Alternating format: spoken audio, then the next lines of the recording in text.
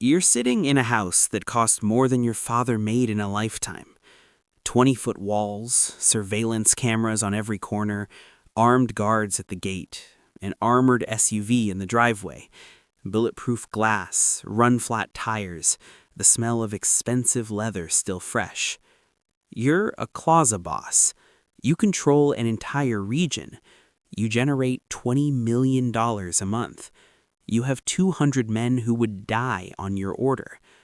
Politicians call you for permission. Police chiefs avoid your gaze. You have everything. Except freedom. You missed your daughter's birthday last week. Not because you forgot, but because it was too dangerous to leave the compound. Too many eyes. Too many threats. She's 7 years old. She asked your wife why you never come to her school. Your wife lied, said you travel for work. And in that moment, staring at the birthday cake on your phone screen, you realize something. You're not a king. You're an asset. A number on someone else's spreadsheet. A tool that generates money until it breaks. And when it breaks, they replace it. You look at the gold-plated pistol on your desk. You've never fired it. It's just for show, like your life. You make a decision. You're going to leave. You drive 3 hours to a ranch in the mountains. No guards, no convoy. Just you and one driver. El Jefe is grilling steaks. He's in the 60s, gray hair, jeans, a button-down shirt. He looks like someone's grandfather. He waves you over, smiles, hands you a beer. You sit, you drink, you wait for the right moment. And then you say it. I want to retire. He doesn't stop smiling. He flips a steak, takes a sip of his beer. Retire, he repeats, like he's tasting the word. You know, my nephew said the same thing once. Smart kid. Wanted to go to college. Study engineering. He pauses, looks at you. We found him in a barrel 3 months later. The smile never leaves his face. Family doesn't get to retire, mijo. You think you can just walk away? You know where the money is. You know the routes. You know the names. He leans in close. His voice is soft, almost fatherly. You're not an employee. You're evidence. And evidence has to be buried. You finish your beer. You nod. You drive home. But the decision is already made. You're leaving. You just can't tell anyone. You start planning. You have a go bag hidden in a false wall in your bedroom. It took you 2 years to assemble. Inside, $500,000 in US cash, mostly hundreds, non-sequential bills, 6 passports, different names, different faces, all of them plausible, encrypted burner phones preloaded with contacts you've never used, a USB drive with account numbers, shell companies in Delaware, offshore accounts in Panama, money you've been siphoning off for months. You've been laundering your own exit, slowly, carefully, moving $10,000 here, $20,000 there, small enough that the cartel's accountant, the CFO with the dead eyes and the Harvard MBA, won't notice. At least, you hope he won't. You have a plan. Get to the border, cross into the US, turn yourself in to the DEA, trade information for witness protection. It's the only way. Because if you run, they'll find you. If you hide, they'll find your family. Your only leverage is information, names, routes, bank accounts, enough to take down 3 plaza bosses and maybe even touch El Jefe himself. You just have to survive long enough to deliver it. The paranoia starts immediately. Every car that parks on your street is a potential hit team. You check your SUV for GPS trackers every morning, under the wheel wells, inside the bumper. You find 2. You leave them in place. Removing them would be a signal. You never sit with your back to the door. You never eat food you didn't watch being prepared. You sleep with a loaded pistol under your pillow. The nightmares start. You see the faces, the people you ordered killed, the informants, the rivals, the cop who asked too many questions. You hear their voices, begging, pleading. You wake up in cold sweat. Your wife asks if you're okay. You lie. You always lie.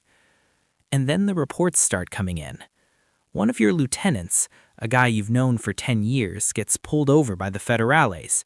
Routine stop, except they find $200,000 in his trunk, money that wasn't supposed to be there. He's arrested, extradited to the U.S. within 48 hours. You know what that means. He's talking, and if he's talking, they're looking at you. You're being hunted, not just by the Marines, who can't be bought, but by your own people.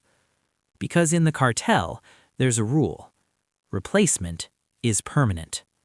If they think you're a liability, they don't fire you. They bury you. 2 weeks later, you get a phone call. It's your mother. Her voice is shaking. "There were men here," she says.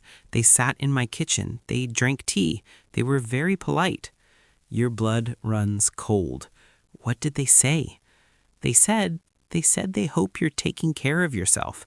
They said mistakes have consequences. You hang up. You punch the wall. You scream into the empty room. This is the message. They didn't kill her. They didn't touch her. They didn't have to. They're telling you, we know where everyone you love lives, and we can reach them whenever we want. You thought you could run to New Zealand, Dubai, somewhere far, somewhere safe. But there is no somewhere safe. Not when you owe the cartel. Because the debt isn't money, it's loyalty. And loyalty is paid in blood. You have 3 options now, and none of them are good. Option 1, the desert. You disappear. Not to a beach, not to a new life. You disappear into a shallow grave in the Sonoran Desert. Lime, a plastic tarp, no marker. Your replacement is already being groomed. He's younger, hungrier. He doesn't ask questions. The money keeps flowing. The operation doesn't skip a beat. You were never irreplaceable. You were just next in line. Option 2, Supermax. You make it to the border. You turn yourself in. The DEA is thrilled. You give them names, routes, bank accounts. You get 15 years in 80X Florence, a concrete box. 23 hours a day in isolation. No sunlight, no human contact. Your family gets relocated. New names, new lives. Lives you'll never be part of. You spend your days staring at a wall, wondering if it was worth it. Option 3, the consultant.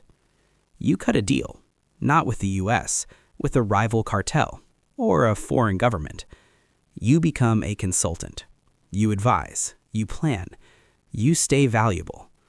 But you're still a prisoner, just in a different cage, with different bars. You live in a guarded compound in Colombia, or Moscow, or Beijing. You have money, you have security, but you never go outside. You never see your family. You never stop looking over your shoulder. Because once you're in, you're never out.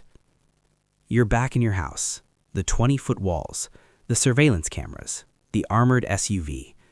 You look out the window. You see a kid, maybe 16, sitting on a plastic chair outside a convenience store. He's waiting to be called up, waiting to become a lookout, then a hitman, then a lieutenant, then a plaza boss, just like you. And you realize the cartel doesn't need you. It never did. It just needs the next you. You thought you were the magician, but you were just the trick. And the audience never wants the trick to end. You hear your daughter laughing in the other room. Your wife is making dinner. The guards are changing shifts.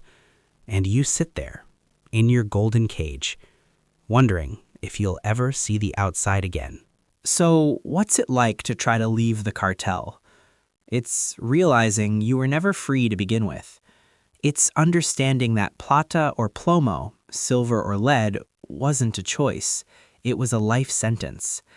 It's knowing that no matter how far you run, no matter how much money you hide, no matter how many fake passports you buy, you'll always be just one phone call away from the desert. If this video opened your eyes to a world most people never see, hit that like button, subscribe for more deep dives into the lives you'll never live, and drop a comment. Would you take the risk, or is the cost too high? I'll see you in the next one.